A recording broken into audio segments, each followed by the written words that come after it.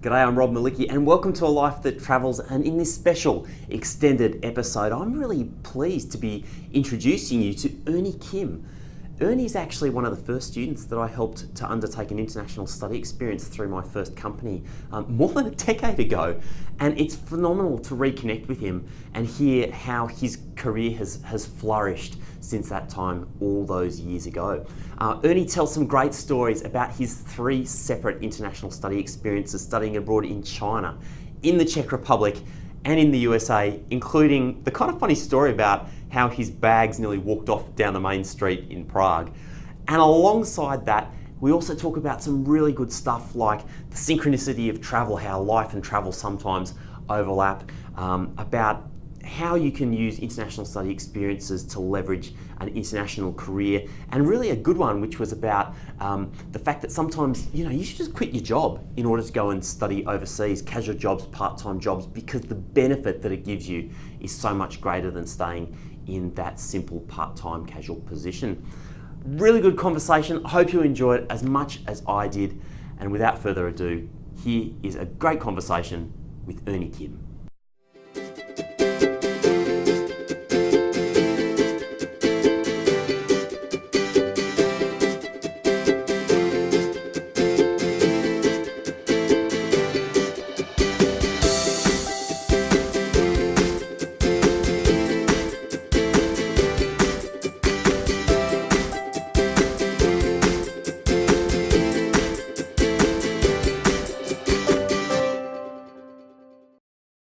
Hey Ernie, awesome to reconnect with you after 8 years. Welcome to A Life That Travels. Awesome to see you again too, Rob. It's been a long time. It has been a long time. So mate, now you've had a number of incredible overseas study and travel adventures, but I wanted to start on something specific. Can you tell me about the time that your bags almost walked themselves off by themselves down the main road of Prague? Oh boy, I was hoping to have forgotten this story, but unfortunately, it's one that I'm never going to forget. So on an AIM overseas short-term study abroad to Prague, after 4 connecting flights from Sydney to Prague, I landed at the airport and waiting for my bag to turn up the carousel, and no, it didn't turn up, and I had no idea. I heard afterwards it apparently got rerouted to Amsterdam. So I waited several hours and prayed to whoever was up there to that my bags would turn up, and at 9 o'clock that night outside my apartment building, I heard this massive thud and then a car drive off. I went downstairs just out of curiosity to the lobby, and the place was dead quiet. So as I was walking back up the stairs, I looked through the lobby doors and I noticed that my luggage had actually been left by the airport company out on the open street. So it was for that sixth sense. If I didn't go downstairs, someone could have potentially walked off. So that was the opening of my European adventures while I'm studying abroad in Prague. Was that your first time travelling overseas? I mean, on a study program?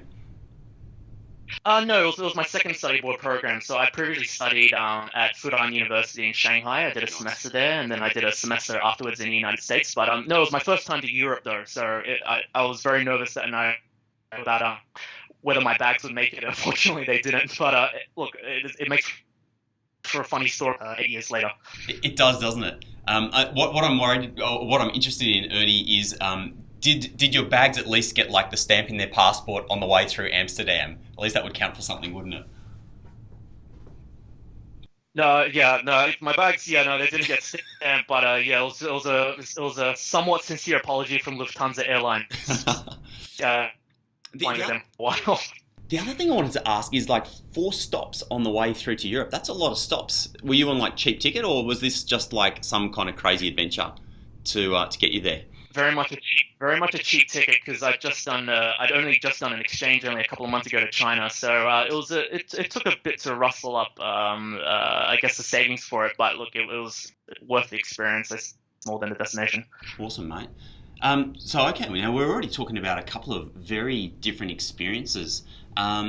Let's start with China. So tell me about your experience in Fudan. What did you do at Fudan University? One of the world's leading universities now. Definitely one of the top in China. So tell me about that.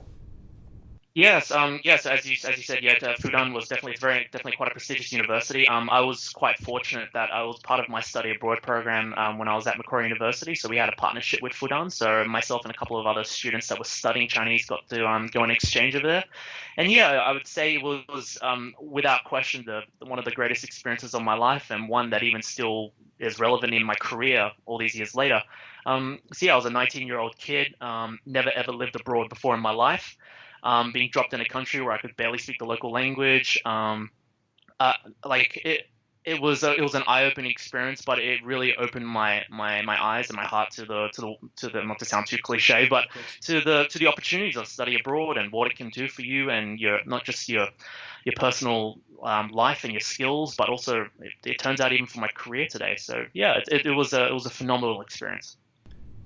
When you look back on that 19-year-old that you were, what do you think? What do you feel about that 19-year-old? Feel about that because you're a different person now, right? Like you are confident, Very much. into your career. But what do you feel about that person that you were when you were 19? I'm amazed that he even attempted it, and I'm amazed that he probably even wasn't even more scared. So I think, look, to travel overseas, especially for and not only just to travel but live overseas, it's quite a daunting experience. I mean, it's not.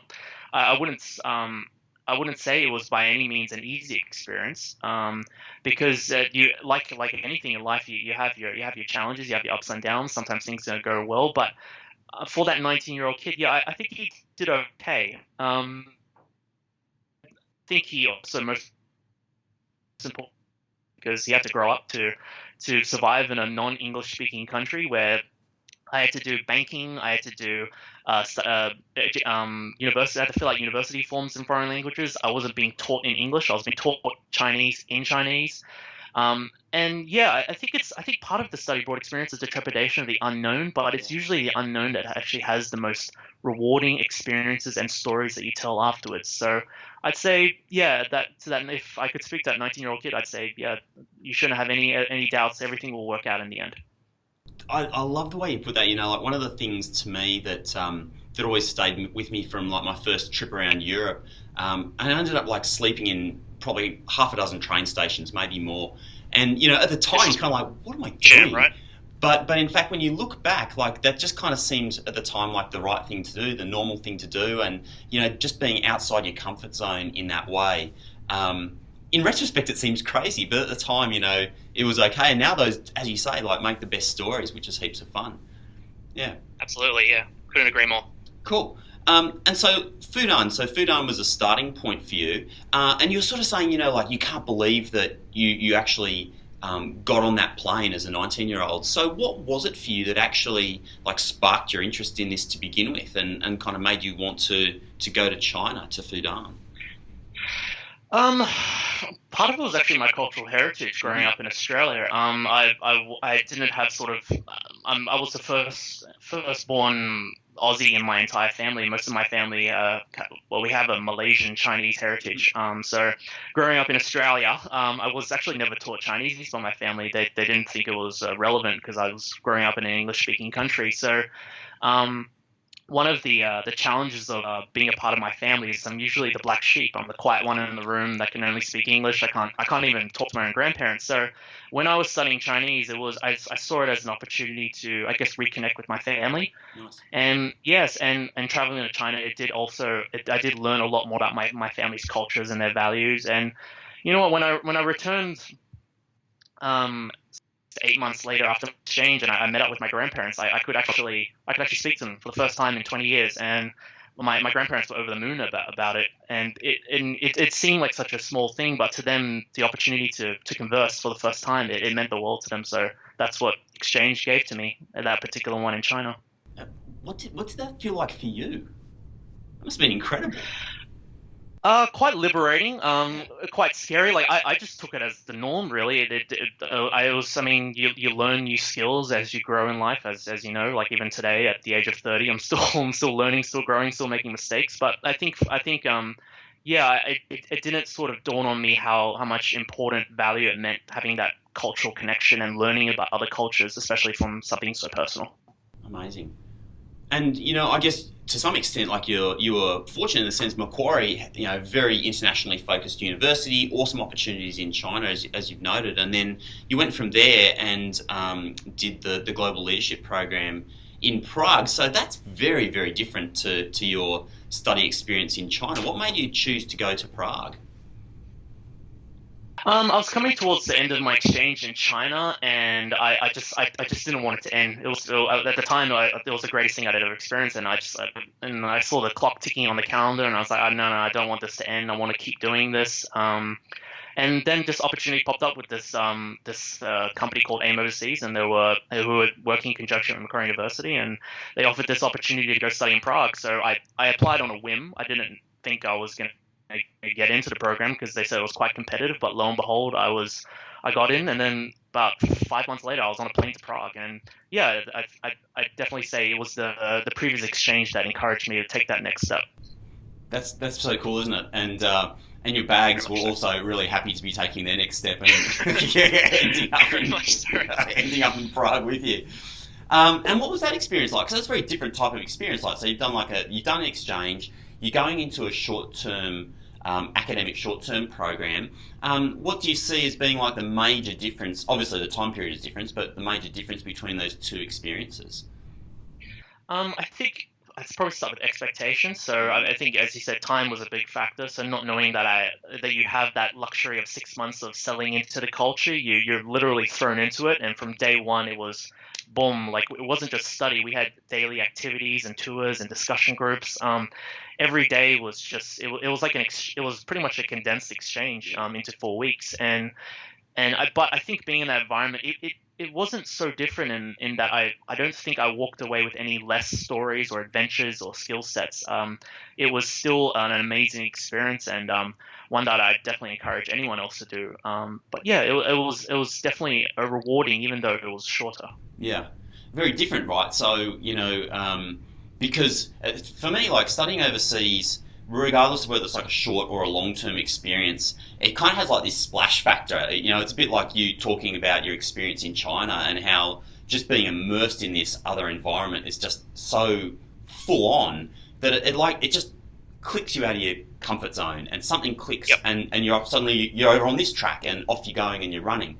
And to me, like, that splash factor, you still get that splash factor.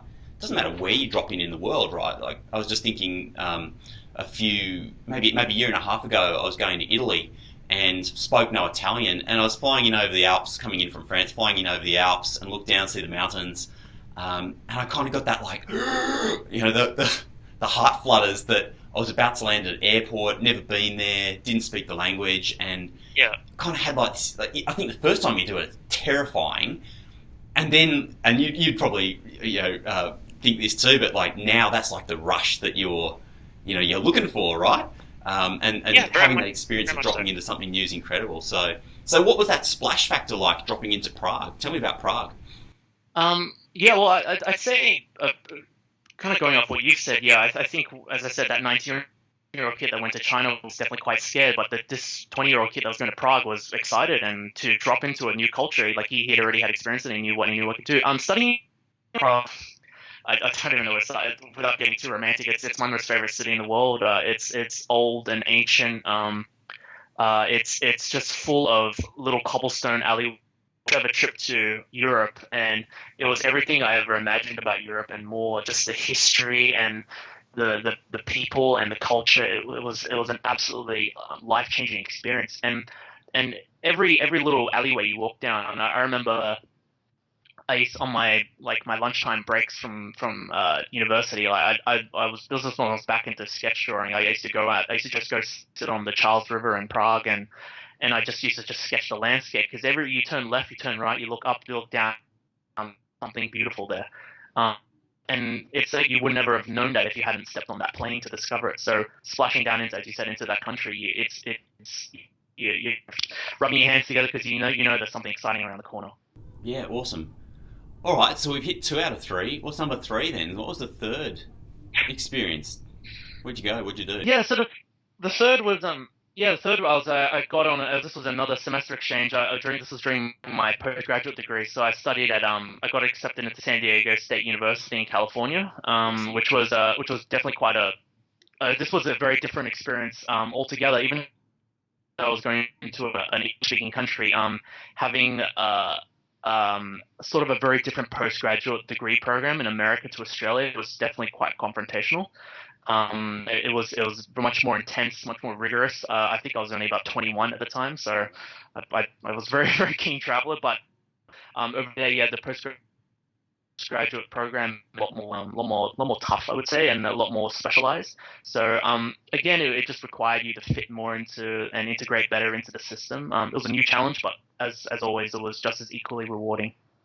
Oh man, I would love to just keep asking you questions about that because so you've kind of done like these big three, right? Like semester exchange, the Yep. short-term academic program, postgraduate studies overseas. I mean, that's got to have been incredible for you in terms of getting your career going and in the sort of first 5 years of your career.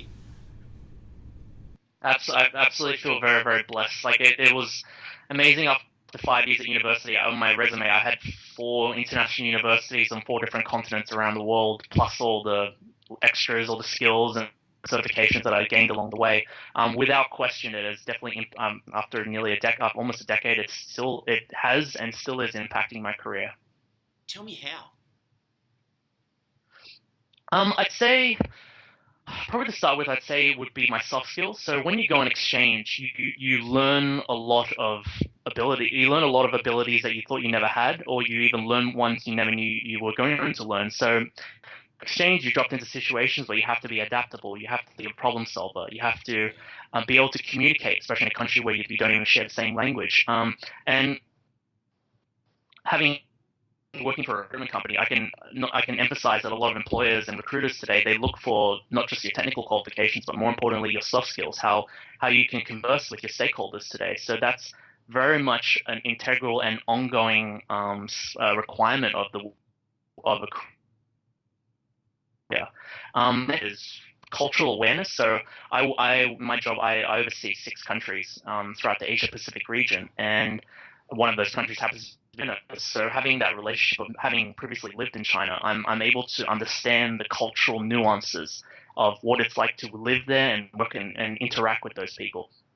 Um, and then the last one I'd say is which I didn't really expect was direction. When I yeah I'd say when I went into university, I wasn't sure what career I'd end up with. And like I sort of did this arts international studies degree just because I enjoyed, but I wasn't sure where I was going to end up. And I'd say through all these exchange programs, I grew this appreciation for communication. So that was one of my postgraduate majors. So today I'm in a role now where my job is international communications. Like I'm a communications manager across the Asia Pacific region. And yeah, I'd say that was definitely a beneficial part of guiding me to where I want to take my career today. Hey man, congratulations! I'm like super pumped to see like 8 years after we were kind of first in touch. You know, to see you like just absolutely Yeah. kicking goals is amazing. And it was funny because you know I actually, sorry man. oh, no, sorry. I just thought I'd actually tell you. This month actually will be exactly 10 years since I went to Prague with AIM overseas. So it's actually the 10-year anniversary as of this month. Isn't that It's just crazy to think about. It is, doesn't it like blow Yeah. your mind like pop? I know. Yeah, 2008 of July. So Wow. yeah, amazing. Wow. And you know, we reconnected on LinkedIn recently because I kind of just floated out this question about essentially the way people fund overseas study programs because you know one of the things we often hear from people is like when they come back they say things like, oh, you know what, having done the experience I would have spent anything, you know, to go and do it. But of course, like it's a very different mindset when you're just planning on going and doing the experience to begin with. And I know, like as part of our chat, you were saying that you actually had to quit jobs in order to study overseas. So could you tell me a little bit about that? Because that's obviously a massive step.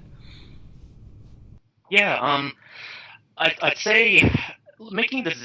I mean, myself. I mean, having done multiple exchanges, the decision to do it wasn't really very hard. That taking that step of going, you know what, I'm just gonna leave it all behind and go, because I know that what I will experience over there will make everything worth it. But the pragmatist in me also was like, I'm going from income to $0, so that was a bit of a challenge. I was quite blessed that at Macquarie University we had a travel grant scheme, so I was able to obtain some university funding, also relying on savings and also some support from the folks.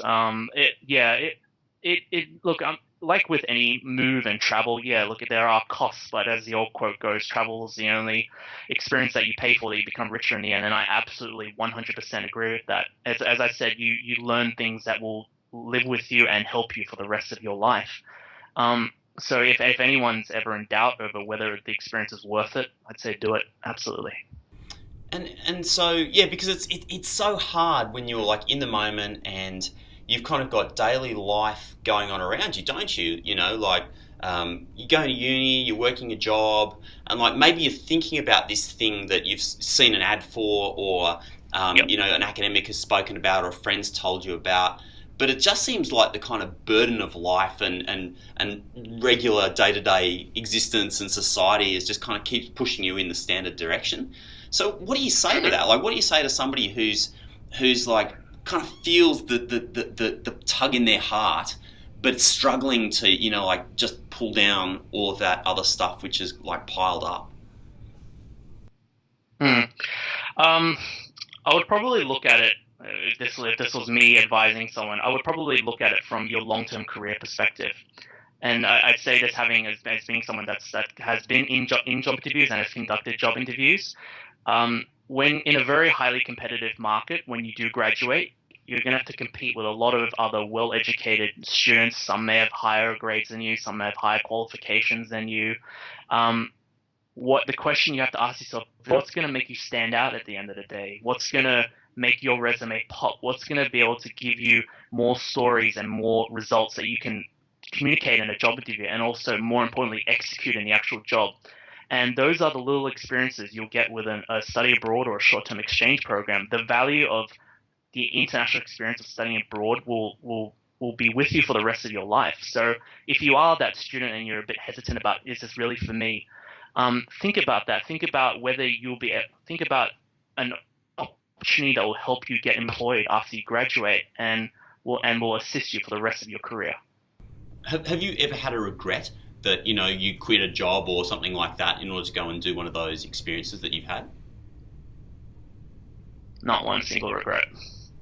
Not one at all. I would do them all again in a heartbeat. And so I can feel it, man. It's coming through the screen at me. Like, what's next for you then? Like, where's the next adventure taking Ernie Kim? Personal or business wise? Both. Let's start with business. Like, so tell me a little bit more about your role. I'm conscious we've only got a few minutes left, so. Today I work for a recruitment company called Robert Half, and we've got offices globally around the world. So I'm the communications manager for my Asia Pacific office. So I take care of all the online and all the online and what's the other word I can use? Physical communications that goes between our offices and our customer base. And the last couple of companies I worked for have all been very much global companies. So, and again, exchange was definitely something that benefited all of that. I'm very much enjoying my career right now and specialty in what I do, working in the field of international communications and marketing. It's quite a creative and ever expanding industry to be a part of. Recruitment is also a very amazing industry because you're helping people find work and find jobs, which is, I think, something everyone can relate to. Personal level, I'd say, look, my one love in the world is traveling, and I will hope to continue traveling every year I can go. I can actually say next week I'm actually going to San Francisco, and I've already got dinner planned with one of my old Prague alumni friends over there. So even we haven't seen each other in 8 years. So after nearly a decade apart, I'm still catching up with old friends. So and that's something I truly treasure, the friends you make along the way. Do you know what's crazy? I'm in San Francisco next week too. Really? Yeah, for real. No way.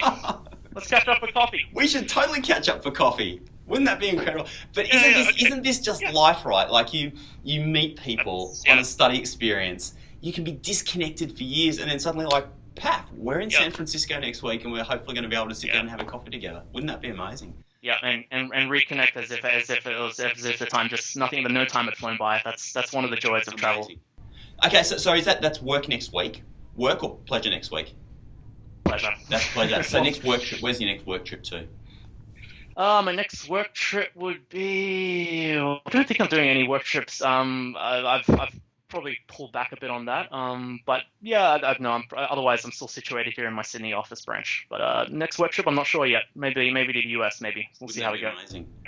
Hey Ernie, it's awesome to chat with you, and so good to reconnect after all these years. Hopefully, catch up in San Fran next year. That'd be incredible. Yeah, definitely. Where do people find you if they want to learn more about you, look you up? Where do they find you? Yeah, look, I'm available on LinkedIn. Ernie Kim. I'm also available on Facebook and Instagram. If you want to see the cooking I do. Otherwise, yeah, look, I'm always available to any other available alumni from the international education sphere. I'm always happy to, and any student who wants to have a chat about what the exchange life was like and what it's like 10 years later. I'm more than happy to talk to anyone about that. Man, an awesome privilege to chat with you on A Life That Travels today, and good luck. I hope to see you in San Francisco next week. Hope to see you too, Rob, and take care. Thanks again for all your time and all the experiences along the way. Too easy.